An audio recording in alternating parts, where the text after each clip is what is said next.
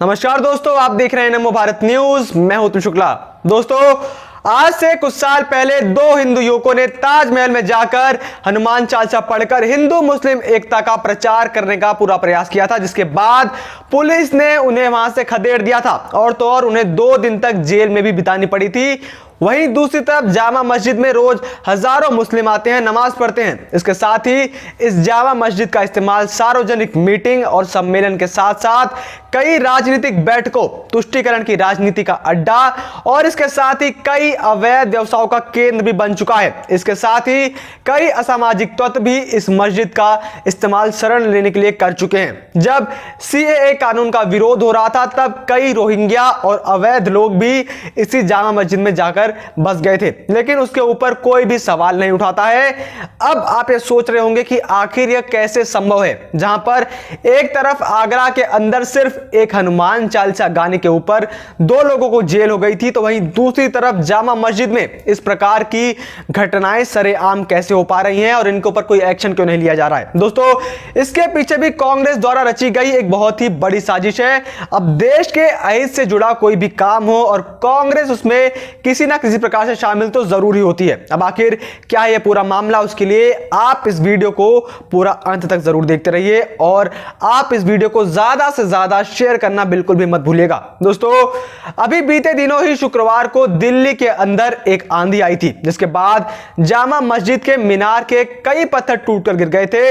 इसके बाद मस्जिद के शाही इमाम ने रविवार को प्रधानमंत्री नरेंद्र मोदी को पत्र लिखकर ऐतिहासिक इबादतगाह की जल्द से जल्द मरम्मत कराने के लिए भारतीय पुरातत्व सर्वेक्षण को निर्देश देने की गुजारिश की है। लेकिन अब आप यहां पर एक खेल को समझिए। एएसआई यानी कि भारतीय पुरातत्व सर्वेक्षण को उन इमारतों और मॉन्यूमेंट्स का ध्यान रखना होता है जो कि संरक्षित स्मारक के दर्जे में आती हैं, जो सरकार के अधीन आती हैं, जैसे लाल किला हो गया या ताजमहल आदि, जिनके ऊपर सरकार एक स्पेसिफिक बजट भी तैयार करती है। लेकिन वहीं दूसरी तरफ जामा मस्जिद कोई संरक्षित स्मारक नहीं है, ना ही वो सरकार के अधीन में आता है। यह शाही इमाम बुखारी के अंडर आती है। ऐसे में इसकी इमारत के पैसे सरकार क्यों दे? आखिर जनता के पैसों को उस चीज पर क्यों बर्बाद किया जाए जिसके ऊपर जनता का ही कोई हक नहीं है? इसे आप एक उदाहरण के तौर से समझिए। मान लीजिए कि आपका घर टूट गया है या फिर आपके घर में फिलहाल मरम्मत की जरूरत है, तो आप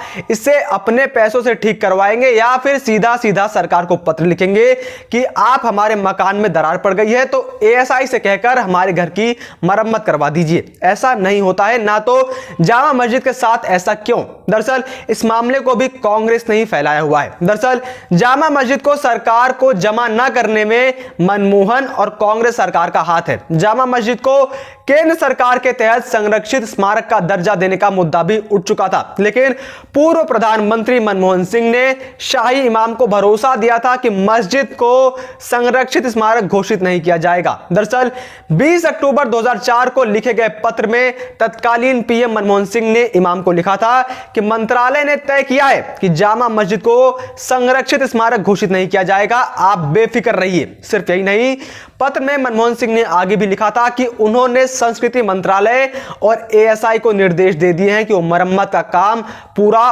तय वक्त में कर दें। आप यहां पर एक बात पर गौर फरमाइए, यह वही कांग्रेस है जिसने कभी भी राम मंदिर को बनवाने का जिम्मा नहीं उठाया, बल्कि हमेशा उसका विरोध किया। वहीं दूसरी तरफ इसी कांग्रेस ने जामा मस्जिद की मरम्मत से लेकर उसे सरकार का हिस्सा न बन जाए उसके ऊपर अपना पूरा ध्यान रखा। ऐसे में यह तुष्टीकरण की राजनीति नहीं है तो और क्या है? जो लोग राम मंदिर के लिए तो यह कहते हैं कि उसकी जरूरत क्या है, उसकी जगह हॉस्पिटल क्यों नहीं बनवाया जा रहा है, तो यही लोग जामा मस्जिद की मरम्मत में लगने वाले पैसों के ऊपर शांत हो जाते हैं। अब यह लोग यह कहते हुए नजर नहीं आ रहे हैं कि अरे इसकी क्या जरूरत है, इसकी जगह कोई हॉस्पिटल क्यों ना बनवा दिया जाए। सवाल यह है कि जब जामा मस्जिद सरकार की प्रॉपर्टी है ही नहीं तो उसके ऊपर सरकार अपना पैसा आखिर क्यों लगाए? जामा मस्जिद संरक्षित स्मारक नहीं है, इसके बावजूद भी इसके ऐतिहासिक महत्व को देखते हुए एएसआई 1956 से ही समय समय पर रखरखाव का काम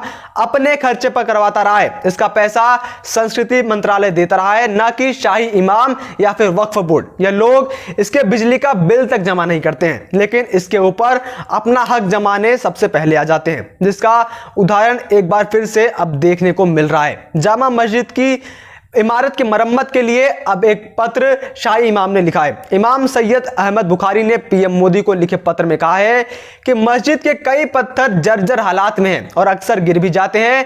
शुक्रवार को मस्जिद की इमारत से कुछ पत्थर नीचे आ पड़े। हालांकि लॉकडाउन की वजह से आम लोगों के लिए मस्जिद के बंद होने के चलते बड़ा हादसा टल गया है। इन पत्थरों के गिरने से उनके आसपास के पत्थरों की मजबूती भी अब कमजोर हो गई है और किसी हादसे से बचने के लिए फौरन मरम्मत की जरूरत है। बुखारी ने पत्र में आगे कहा कि पहले भी इस तरीके के हादसे हुए हैं और उसके बाद एएसआई ने मरम्मत का काम किया है। मस्जिद की मरम्मत के लिए स्थायी बजट नहीं होने की वजह से मस्जिद में मरम्मत का काम होने में काफी वक्त लगता है और इसके लिए पत्र लिखना पड़ता है, जिसके बाद अनुमान बनता है, बजट मंजूर होता है और फिर काम शुरू होता है। बुखारी ने कहा कि मस्जिद में कुछ जगह के पत्थर इतने खराब हो गए हैं कि हमने उन्हें रस्सियों से बांधकर रोका हुआ है। इसलिए मैंने प्रधानमंत्री को खत लिखा है कि इंजीनियर पूरी इमारत का मुआयजा करें और जो बहुत ज्यादा जरूरी है उसकी मरम्मत का काम फौरन से फौरन किया जाए। उन्होंने कहा कि मस्जिद के 3 गुंबदों में टपका लग गया था, जिसका काम करीब 8 महीने पहले ही पूरा हुआ है। पत्र के मुताबिक विशेष मामले के तौर पर भारतीय पुरातत्व सर्वेक्षण 1956 से मस्जिद में मरम्मत का काम कराता आया है। अब ऐसे में सवाल उठता है कि प्रधानमंत्री जामा मस्जिद के मरम्मत के लिए एएसआई को निर्देश क्यों दे? क्या ये लोग देश के दामाद हैं कि इनका जब मन करेगा यह एक पत्र लिख देंगे और मोदी पत्र मिलते ही इनका काम शुरू करवा देंगे? अगर वक्फ बोर्ड जामा मस्जिद को अपनी धरोहर समझता है तो उसकी मरम्मत के लिए भी उसे अपने जेब से ही पैसा देना चाहिए। उसके लिए बार बार यह लोग सरकार से भीख मांगते क्यों हैं? और अगर इनके बस की नहीं है तो ये जामा मस्जिद को सरकार को सौंप क्यों नहीं देते? उसके सरकारी इमारत के रूप में सरकार के अधीन जमा करवाया जाए और उसे भी संरक्षित स्मारक घोषित किया जाए, जिसके बाद सरकार उसका ख्याल अपने हिसाब से रख लेगी, जिस प्रकार से वो और इमारतों का ख्याल रख रही है, जैसे कि लाल किला हो गया, ताजमहल और बाकी देश की इमारतों का ख्याल देश में रखा जा रहा है। लेकिन ये लोग इस इमारत को संरक्षित स्मारक में बस इसलिए नहीं बदलने देना चाहते क्योंकि अगर जामा मस्जिद संरक्षित स्मारक के रूप में बदल गया तो इन लोगों द्वारा की जा रही देश विरोधी कामों को यह लोग अंजाम नहीं दे पाएंगे। उसके अंदर फिर कोई बैठक या फिर राजनीतिक मीटिंग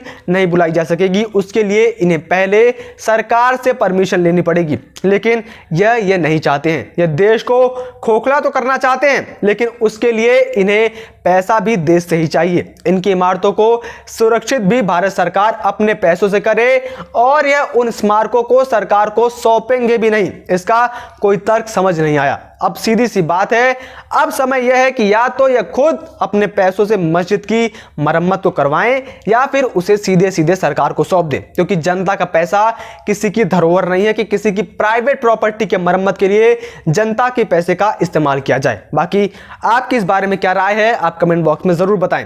वीडियो को लाइक, सब्सक्राइब और शेयर करना ना भूलें। अपने विचारों को कमेंट बॉक्स में लिखकर हम तक जरूर पहुंचाइए।